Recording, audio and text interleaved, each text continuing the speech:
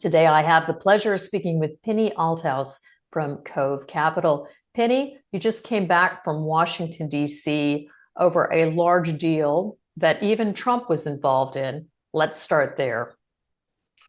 Yeah, Tracy, it's definitely a new dawn in Washington, a new dawn for the United States. The approach that this administration is taking to securing critical mineral supply chains is unprecedented.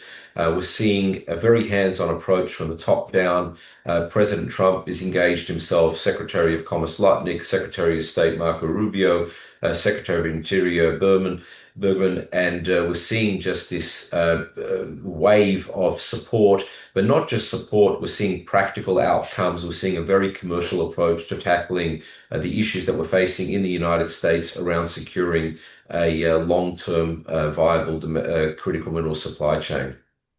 Of course, I have to ask the obvious question. Penny, you have access to pretty much every critical mineral on the planet. Why tungsten? Yeah, I mean, tungsten is something that a lot of people are not aware of with all the talk around rare earths and lithium, copper, cobalt, etc. I mean, tungsten, the uses are numerous, but especially for military applications like munitions, armor-piercing ammunition. You need it because of its strength, because of the heat that it can handle. We need this across a number of applications for military, for space, for nuclear, and of course for other industrial and manufacturing purposes. And the issue, Tracy, has been that China has control over 80% of global tungsten supply, and earlier this year also enacted a ban on tungsten exports to the United States, right around the time that President Trump took the oath of office. So the US, which has been reliant on China for a long time for its tungsten supply, has found itself now without any sort of long-term source to be able to obtain this material. So, we've been aware for a couple of years about, a very well-known project in Kazakhstan that contains in excess of 10% of global tungsten reserves.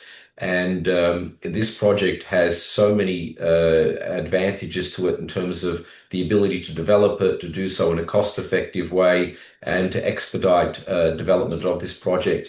And at even a 12,000 ton per annum rate, I mean, it's over a 50-year supply for the United States for tungsten. So this project has been very much sort of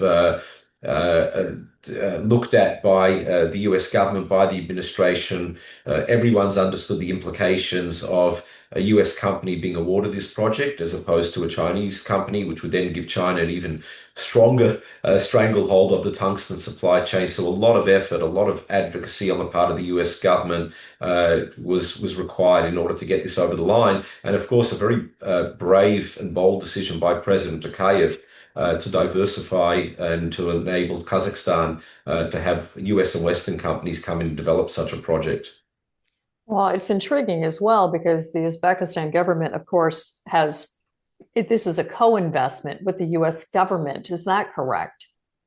Yeah, so essentially the Kazakh government, so President Tokayev and President Trump signed an MOU that incorporated this project as well. So this is a government-to-government deal.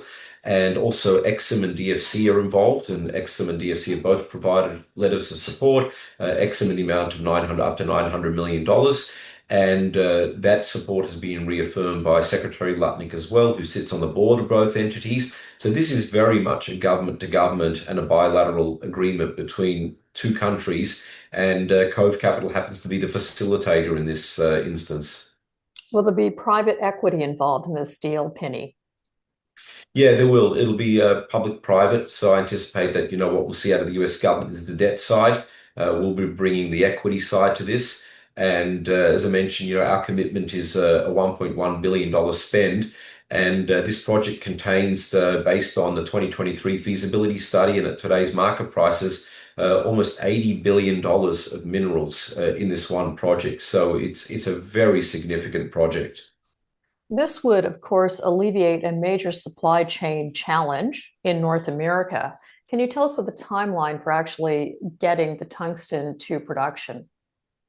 Yeah, so as I mentioned, a feasibility study has been done. The team that will be developing this will be led by Dominic Heaton. Dominic was the former CEO of Masan Resources that developed the Nui Phao tungsten deposit in Vietnam, which is currently the largest tungsten producer outside of China.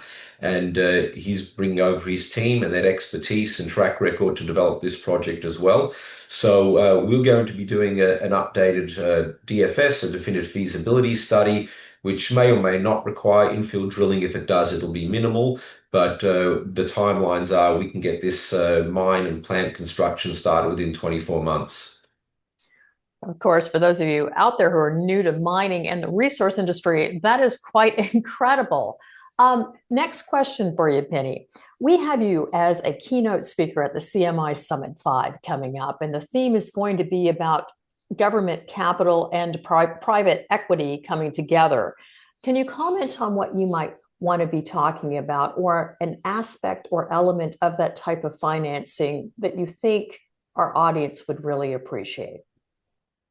Yeah, I think the public-private is a very important component. I think, firstly, when institutional investors and the private market sees that government is backing a project, it gives them a lot of confidence to go in there, especially when you're dealing in countries sort of in Central Asia and other regions that some investors may not be as familiar with. US government involvement alleviates a lot of those concerns. And, we're not looking for projects to be subsidized, if you will. Our projects can stand alone in terms of the economics, but the support from Exim and DFC in terms of the debt financing side helps us significantly in the equity side.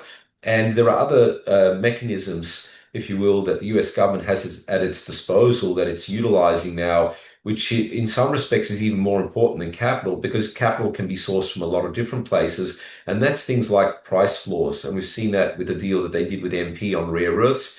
And Treasury Secretary Scott Bessent has been talking about this lately, about the US government looking at putting price floors on other materials like lithium and things that would include tungsten. And this is to alleviate the concern that we all share outside of China, whether it's Canadian projects, Australian projects, where the Chinese, because of their stranglehold and monopoly on various materials, tend to dump these into the market at a time when non-Chinese companies are going into development phase of the projects. And we're seeing today a lot of lithium projects on care and maintenance because of lithium prices. We've seen this in the past with tungsten as well, obviously with rare earths. So the US government being able to provide price floors and utilize that is such an important step, because it takes out all the guesswork around what happens around the life cycle of a mine. As we all know, you've got to look at these in 20-year cycles. So what key elements are going to be required for this government investment to be successful?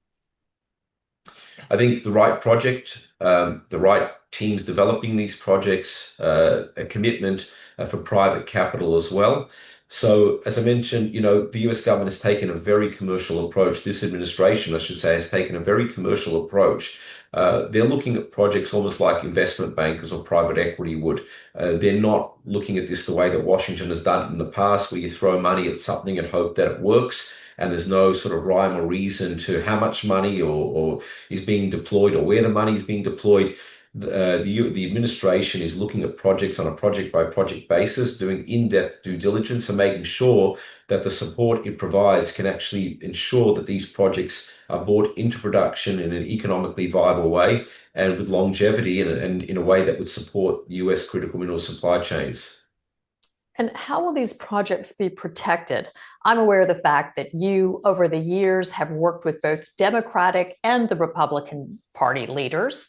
But some people out there may be thinking, you know what, Pini, what's going to happen if the Republicans aren't leading the party in 2 years or 3 years? What will happen next? How will that impact the tungsten processing supply chain?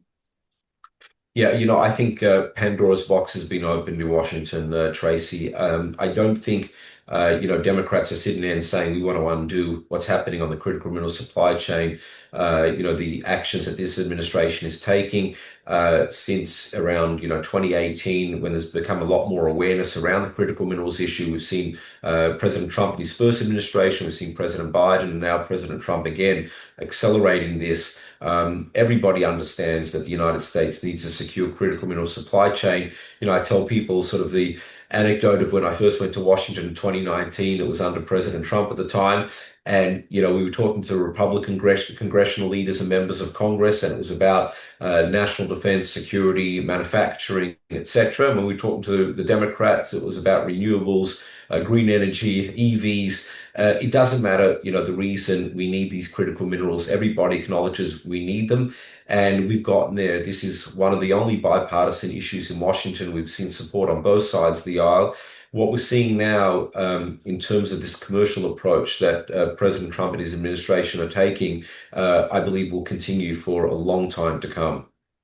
So, of course, Penny, I think there's some general confusion out there from the audiences in understanding how the White House is directing their critical mineral strategy. For instance, it's our understanding that they are prioritizing fast track to production projects in the United States. So, how did you talk the White House into investing in a project in Kazakhstan? Thank you.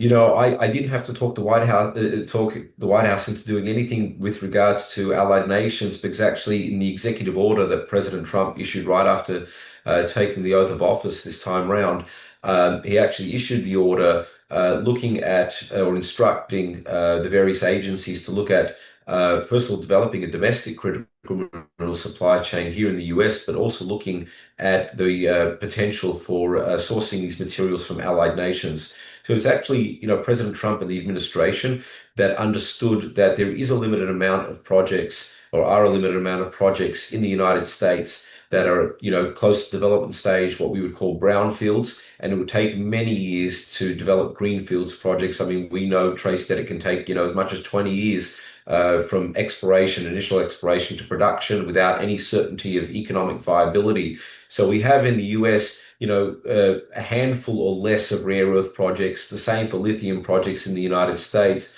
So simply there isn't enough of these materials to supply the entire US critical mineral supply chain, and certainly other materials like copper, cobalt, nickel, and tungsten. Tungsten's a big one. We just simply don't have that supply within the US. So the plan has always been to look abroad. And Central Asia, given the C5 initiative that's already been in place for now, it's 10 years, Central Asia was lowest hanging fruit outside of probably Australia and Canada. The issue with Australia and Canada, great allies, but many of the projects in both countries have already committed their offtakes to non-US parties, in some cases even Chinese parties. And that's stopping. We've seen now, especially in Australia, where the government is having no China clauses when providing various grants for processing facilities, feasibility studies. That being said, those countries also don't have necessarily enough of specific materials that we need. Central Asia is a logical choice. I mean, we know that Kazakhstan, Uzbekistan, and the other C5 countries have an abundance of these materials. We know Tajikistan, for example, is one of the largest producers of antimony, another material that China has enacted export bans on. So what we've done in terms of talking the White House into anything is just providing logical support for world-class assets that will give the US a long-term supply of very much needed critical minerals. So this Cove capital deal in Kazakhstan for tungsten, of course, is a priority deal for you, but will you be looking for any other critical minerals as we speak? We are. We're assessing copper projects. We're assessing lithium projects. A lot of people are concerned about lithium prices. We see the long-term forecasts being very positive, and the time to acquire these projects is not when the prices are all-time highs, but when they're not, when people are looking the other way. So we're actually accumulating a nice portfolio of projects here, again, without losing focus on the ones that we need to develop now. We have different teams dedicated to different minerals, different jurisdictions. So we've certainly got our eye open to looking at other critical minerals outside of tungsten, rare earths, and lithium. Penny, thank you so much for the update. Congratulations on this deal, and we look forward to an update. Thank you. Thank you very much. Pleasure talking with you.